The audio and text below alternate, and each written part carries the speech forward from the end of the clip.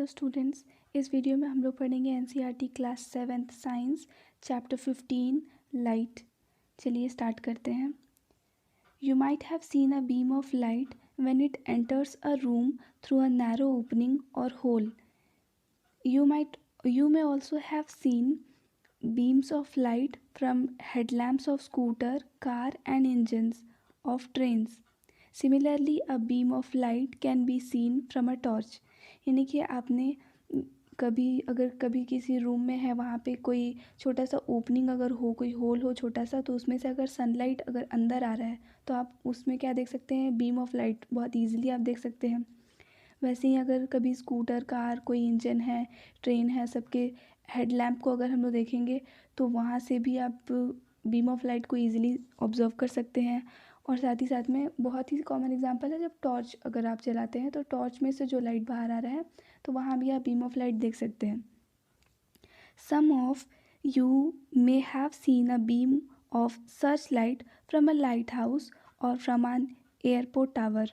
और वहीं आप में से कुछ लोगों ने देखा होगा कि जो भी लाइट हाउस होता है ना, या फिर एयरपोर्ट टावर जो बने होते हैं, वहाँ पे एक सर्च लाइट होता है, तो उसको भी जलते हुए देखे होंगे, तो वहाँ पे भी एक बीम दिखाई देता है लाइट का।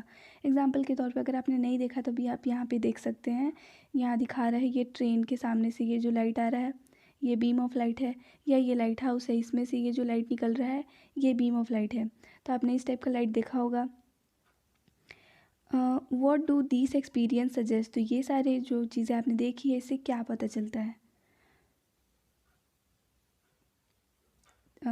इसके लिए आपको देखना पड़ेगा नेक्स्ट टॉपिक, जो कि है topic 15.1 light travels along a straight line. Boojho recalls an activity he performed in class six में आपने एक एक्टिविटी की होगी, उसमें आपने क्या किया था। In that activity he looked at a lighted candle first through a straight pipe and then through a bent pipe। उस एक्टिविटी में हमने क्या किया था, ये देखिए ये लाइट है, कैंडल है, जैसे ये बर्न हो रहा है, तो इसको एक बार आपको एक स्ट्रेट पाइप से देखना है और एक बार आपको ये बेंट पाइप से देखना है। आगे क्या होगा, why was Boojho not able to see the candle flame through a bent pipe. तो जब बेंट पाइप से देखेंगे तो वो कैंडल फ्लेम नज़र ही नहीं आएगा। इससे क्या पता चला आपको कि जो लाइट है वो स्ट्रेट लाइन में ट्रैवल होती है, ठीक है। इसीलिए जब आप यहाँ पे ये स्ट्रेट वाले पाइप से देखेंगे तो आपको ये लाइट जो जल रहा है वो इजीली नज़र आएगा, लेकिन जब ये बेंट वाले पाइप से देखेंगे तो ये आपको नज़र नहीं आएगा। क्यों? क्योंकि जो लाइट है वो हमेशा एक स्ट्रेट लाइन में ही पास होती है। आगे देखते हैं,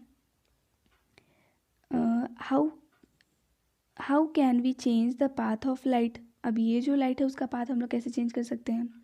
do you know what happens when light falls on a polished और शाइनी सरफेस। तो जब लाइट किसी भी पॉलिश्ड या फिर शाइनी सरफेस पे फॉल होता है तो उससे क्या होता है। तो अगर हम ऐसे बेंट वाले वायर में से अगर बेंट वाले पाइप में से अगर हम लोग नहीं देख पा रहे हैं लाइट को, तो कोई तो तरीका होगा कि बेंट वाले सरफेस से भी लाइट पास हो सके। तो उसके लिए हम लोग को पढ़ना पड़ेगा ये नेक्स्ट टॉपिक 15.2 जो है reflection of light. One way to change the direction of light is to let it fall on a shiny surface. यानी कि किसी लाइट जो है जो स्ट्रेट लाइन में ट्रैवल हो रही है उसका डायरेक्शन चेंज करने का एक बहुत ही सिंपल या ओनली मेथड आप बोल सकते हैं, बहुत इजी मेथड है, वो है कि उसको किसी भी शाइनी सरफेस पे फॉल होने दें। For example, a shining stainless steel plate और a shining steel spoon can change the direction of light. Example क्या दिया हुआ है कि कोई भी एक स्टेनलेस स्टील का प्लेट है या फिर स्पून है स्टील का, तो वो क्या कर सकता है, लाइट के डायरेक्शन को चेंज कर सकता है। जैसे आपने कभी कोई भी शाइनी सरफेस ले सकते हैं, ठीक है, जैसे कभी प्लेट वगैरह को ही कहीं सनलाइट में ऐसे आप उसको फेस करना और उसको टिल्ट करके आप कोशिश करना कि सनलाइट उस पर फॉल हो और वो फॉल होकर के किसी दूसरे डायरेक्शन में जाए, तब आप उसको एक से दूसरी जगह पे ले जा सकते हो। या कभी आपने कभी मिरर पे देखा होगा, उस पर लाइट फॉल होता है तो आप मिरर का अगर रोटेट करते हैं तो वो लाइट दूसरे डायरेक्शन में जा कर के फॉल होता है। ये चीज़ें आपने प्रैक्टिकली कभी कभी नोटिस की होगी। The surface of water can also act like a mirror and change the path of light. यानी कि जो वाटर है उसका सरफेस भी लाइट के पाथ को चेंज करने में काम आ सकता है, यानी कि वो भी एक बहुत अच्छे मिरर का काम कर सकता है। You have ever seen the reflection of trees और बिल्डिंग इन वाटर। तो आपने कभी देखा है ऐसे पानी के आसपास में अगर कभी कोई ट्री है, बिल्डिंग है, तो उसका रिफ्लेक्शन पानी में दिखाई देता है। ये जैसे कि आप ये फिगर 15.3 में देख सकते हैं, ये वाले में दिया हुआ है। ये यहाँ पे पानी है पूरा इसके अंदर, और यहाँ आसपास में जो भी ये ट्रीज लगी हुई है, जो भी कुछ सीनरी है ना, वो सब आप बहुत ही क्लियरली यहाँ पानी में देख सकते हैं। आगे देखते हैं, एनी पॉलिश्ड और shiny surface can act as mirror. तो इससे क्या पता चला, कोई भी एकदम पॉलिश सरफेस हो या शाइनी सरफेस हो तो वो मिरर के जैसा काम करता है। What happens when light fall on mirror.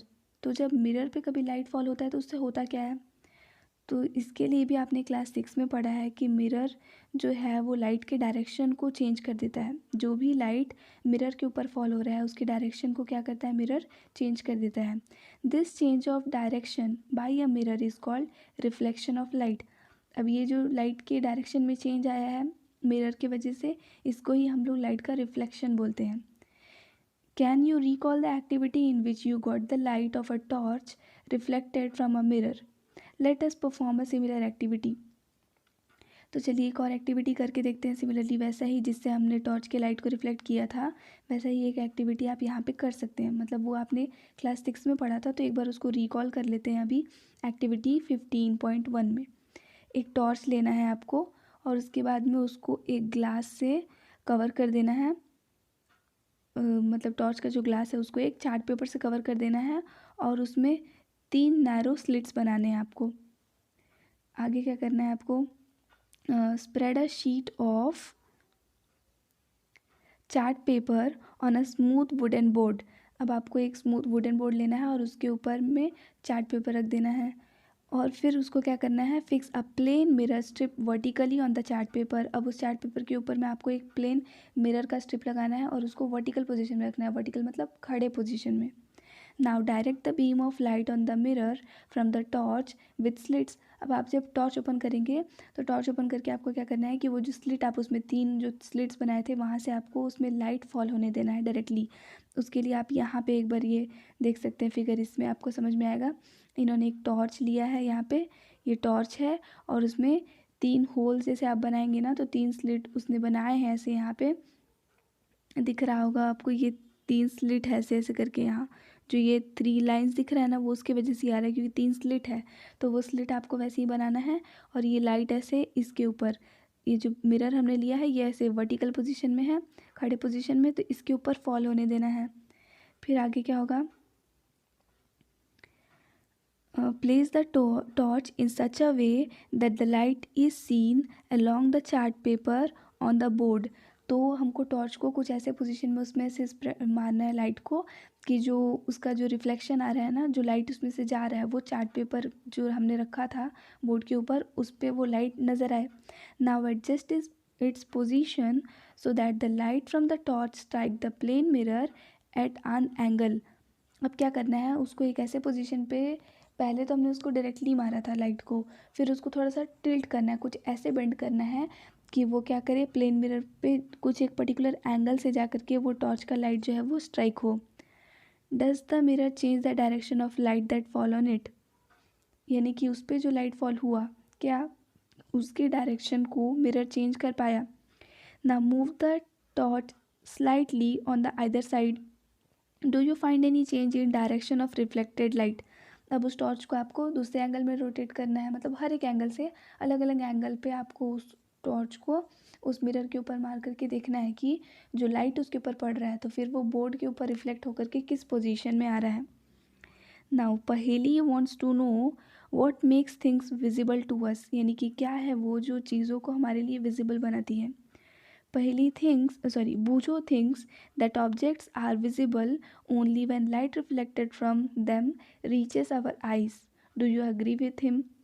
बूझो को क्या लग रहा है कि ऑब्जेक्ट हम लोगों को सिर्फ तभी दिखता है जब उसके ऊपर जो भी लाइट पड़ता है वो रिफ्लेक्ट होके वापस हमारी आंखों तक पहुंचता है। तो क्या आप इस बात से एग्री करते हैं। तो अभी तक तो आप कुछ हद तक उस पर एग्री कर ही रहे होंगे। अगर नहीं भी कर रहे हैं तो आगे की एक्टिविटीज़ में, आगे जैसे जैसे चैप्टर बढ़ेगा तो आपको समझ में आएगा।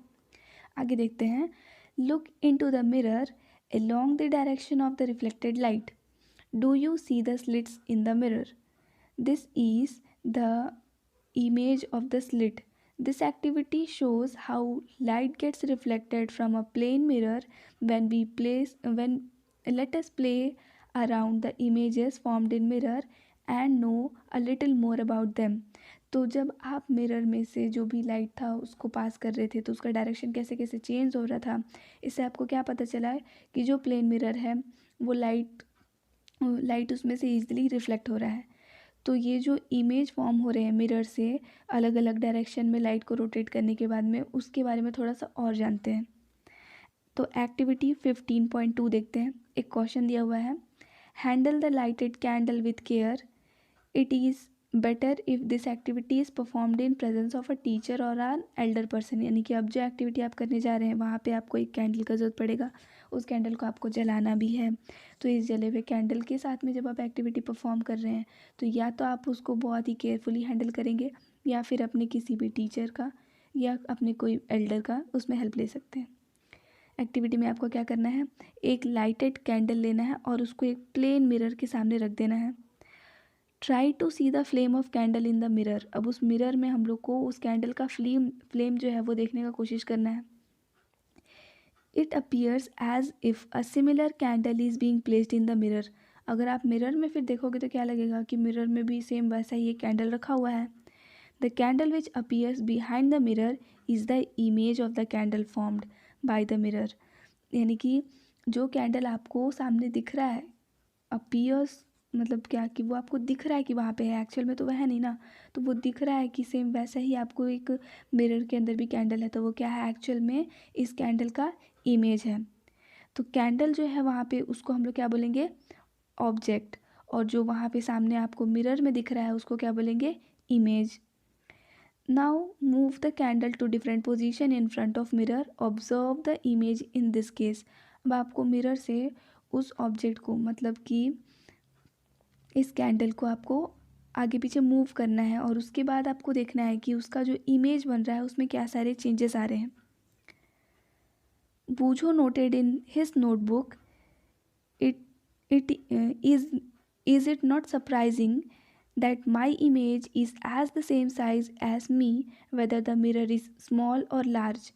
बूझो क्या किए, नोटिस कर रहा है यहाँ पे कि जो इमेज वो बन रहा है मिरर में वो डिपेंड नहीं कर रहा है मिरर के साइज़ पे, वो छोटा है या बड़ा है मिरर उससे कोई मतलब नहीं है। जो इमेज बन रहा है वो एग्जैक्टली उसी साइज़ का बन रहा है जिस साइज़ का ऑब्जेक्ट था। तो उससे पहले जो हमने कैंडल वाला एक्सपेरिमेंट किया है उसमें जो इमेज बना है वो कैसा है, अपराइट है, मतलब सीधा है। Did the flame appear on the top of the candle as in the object. तो ऑब्जेक्ट में जैसे आपको फ्लेम जलता हुआ दिख रहा है सेम वैसा ही क्या आपको इमेज में भी देखने के लिए मिल रहा है। तो यस, ऐसे इमेज को हम लोग क्या बोलते हैं, इरेक्ट, सीधा। An image form by a plane mirror is erect and the same size as the object. तो यहाँ पे आप कैरेक्टरिस्टिक देख सकते हैं, image form by plane mirror. Plane mirror से जो भी इमेज बना है उसका कैरेक्टरिस्टिक क्या है कि वो हमेशा इरेक्ट रहेगा, मतलब खड़ा सीधा रहेगा, और सेम साइज़ का रहेगा, जिस साइज़ का ऑब्जेक्ट था उसी साइज़ का ही इमेज भी फॉर्म होगा।